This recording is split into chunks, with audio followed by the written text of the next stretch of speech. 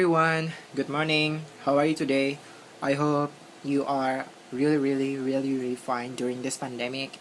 And as always, I want to remind you again, don't forget to wear masks if you are doing activity outside your house, and don't forget to bring your own hand sanitizer and stay healthy.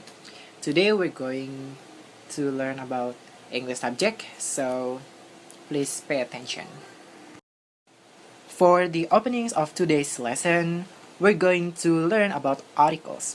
Artikel yang dimaksud di sini itu bukan kumpulan kalimat yang diketik di kertas atau komputer ya, tapi adalah adjektif yang fungsinya menerangkan noun atau kata benda. Nah, dalam bahasa Inggris sendiri, in English ada two kind of article. The first is a or an, dan yang kedua itu the. In here we can see that a or an and the are different. Jadi mereka digunakan untuk menyatakan hal yang berbeda ya.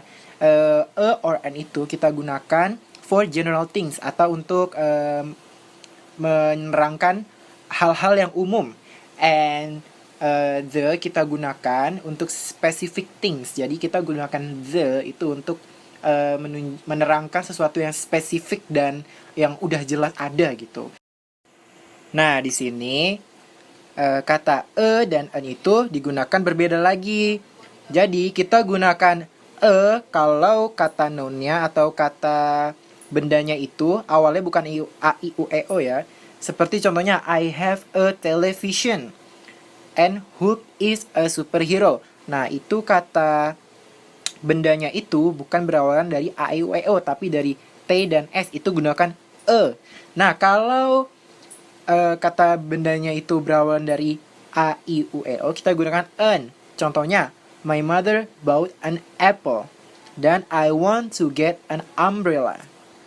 Lanjut ke the. Kalau the itu digunakan untuk menerangkan sesuatu yang lebih spesifik, jelas, dan khusus. Nah, kalau yang tadi dan an itu digunakan untuk menerangkan sesuatu yang bersifat umum, ya kalau ini dia yang udah jelas ya. Maksudnya kalau tadi yang umum itu ya belum tentu kalian bilang I have an apple ya, belum tentu apelnya cuma ada satu gitu. Bisa aja apelnya ada dua, ada tiga, jadi belum jelas. Nah, kalau the ini pastinya harus jelas dan harus lebih spesifik lagi.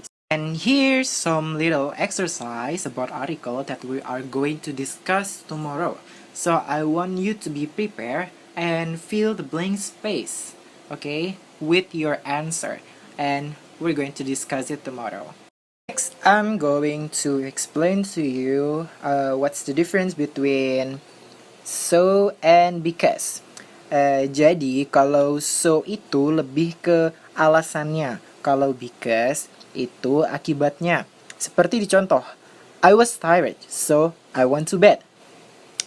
Aku lelah, jadi aku pergi tidur. Jadi alasan dia pergi tidur karena dia lelah.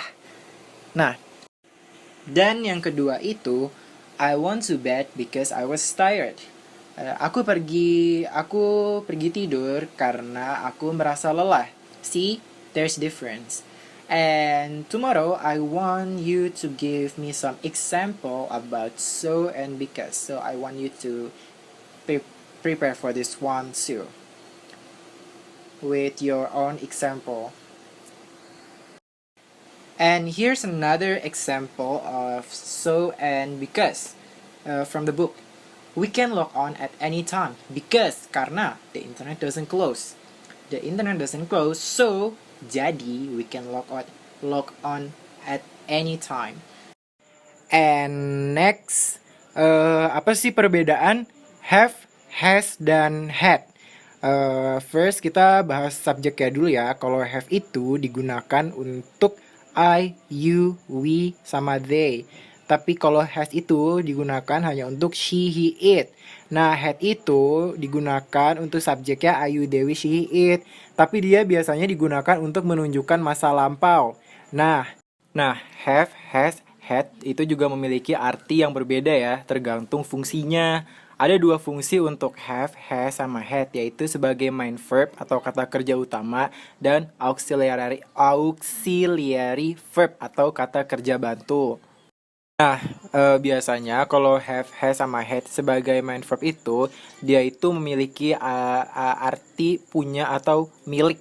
Tapi kalau misalkan have, has, sama had sebagai auxiliary verb itu biasanya dia diikuti dengan kata kerja ketiga.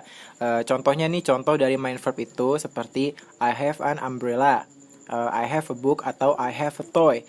Nah, kalau auxiliary verb, contohnya itu seperti I have visited Malioboro and she has bought a new camera.